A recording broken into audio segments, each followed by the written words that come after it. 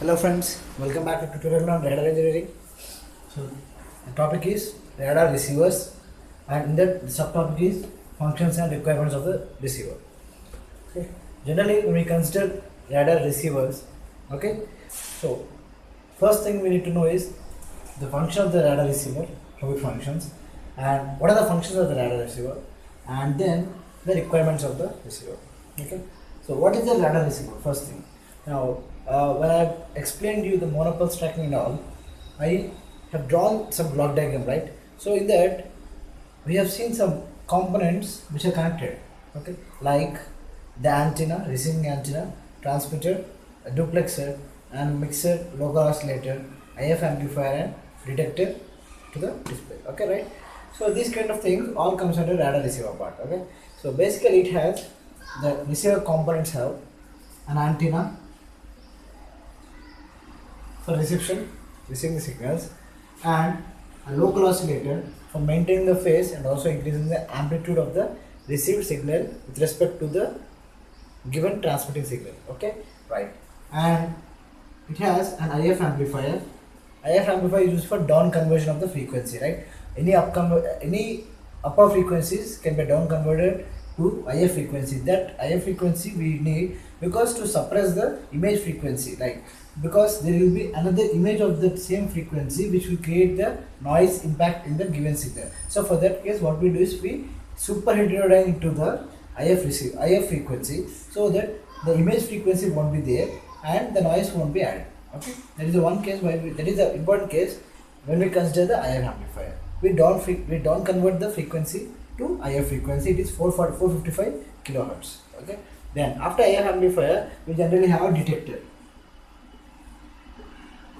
Detector to detect the peak of the signal. This mostly in receiver's case it is crystal diode.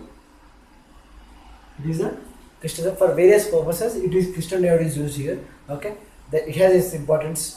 And next we have displays. Okay, not only here in the entire tutorial I am not going to talk about the displays because it is a small topic and it is very easy. A scope, B scope, T scope, C scope, H scope. So many type of displays are there. So that is simple. Like A scope is used for range measurement, B scope is used for some other thing.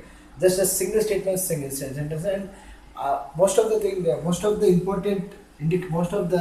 important display is PPA display. Most oftenly it is used pulse position indicator. Okay, so this we use mostly whenever it comes to the display of the receivers. Okay, so these are about the components of the receiver. Okay, now after getting to know about the components, next we need to know about the functions of a receiver. What is the main function of the receiver? Okay, now the first function of the receiver are, okay, wait, first we need to know what is the radar receiver. I already told you radar receiver is a simple device which receives the echo from the atmosphere. Okay, that means whenever we transmit something, we'll get an echo from the target, right? So receiver is a device which receives the echo from the target and in the presence of noise and interference. Okay, so that is obvious, right? Whenever you're listening something, whenever you're receiving something, it also has some noise, okay, due to clutters. Okay, so that is the reason why we call the signal is not completely a receiving signal. Whatever you are transmitting, you won't receive it. Okay, practically it won't be possible. So for that case, it has a noise also and also interference. Okay, and the main function, first function of the, say, what should there be the first function? It should eliminate the unwanted signals. It should eliminate the unwanted signals. Okay, it should not be there. Okay, what is second function? It should amplify the signal.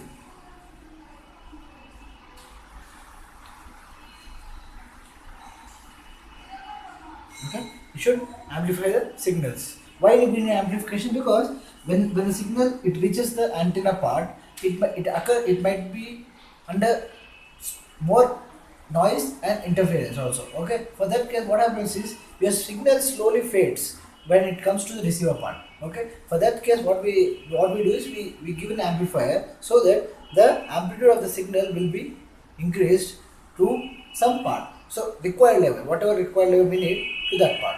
So for that case, we need amplifier in the receiver.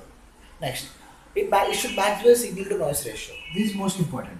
Okay, S by S2 high.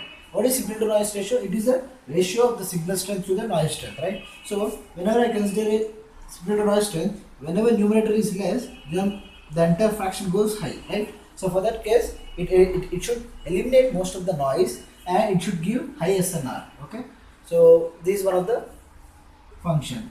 Next, it should give the output and on the display. That means whenever we are connecting the display here, the output should be shown. The output should be displayed on the display, because it is the only thing which we know, that which tells us that there is something coming or something going. Okay, so that is the reason why it should display.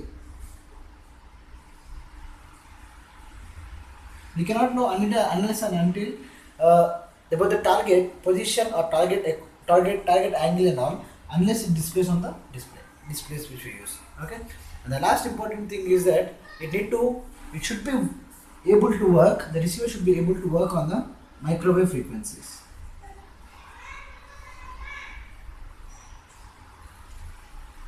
Microwave frequencies. That means gigahertz range. Megahertz to gigahertz. Mostly it will be gigahertz. Why I have told you that crystal diode is used for this purpose. Okay, crystal diode, it works on the microwave frequencies. So for that case, we need detector in which it is employed with the crystal diode. Okay. Now tunnel diode is also one of the example for operating in microwave frequencies. Okay. So these are the functions of the radar receiver. Now, what are the requirements for the radar receiver? How the radar should be? How to make its function fulfill? Okay. The first thing is that requirement of radar is SNR. This is the most important requirement for a radar. When we are building receiver. When we are building a receiver, we should check whether the SNR is high or not.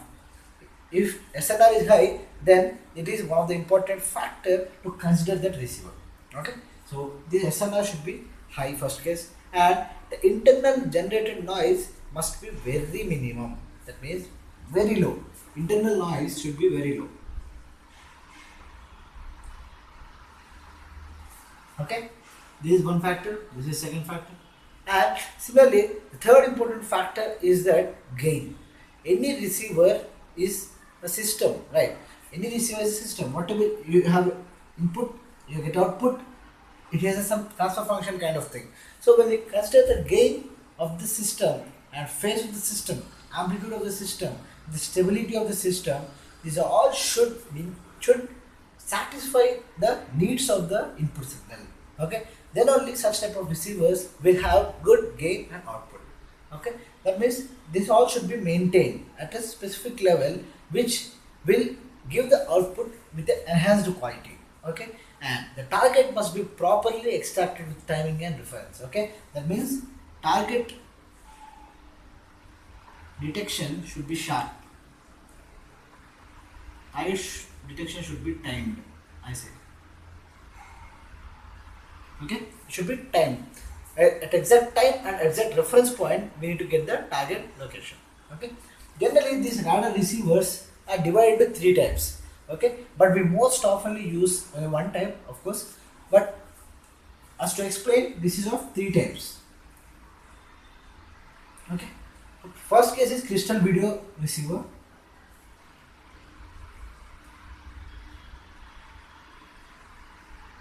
And super heterodyne receiver,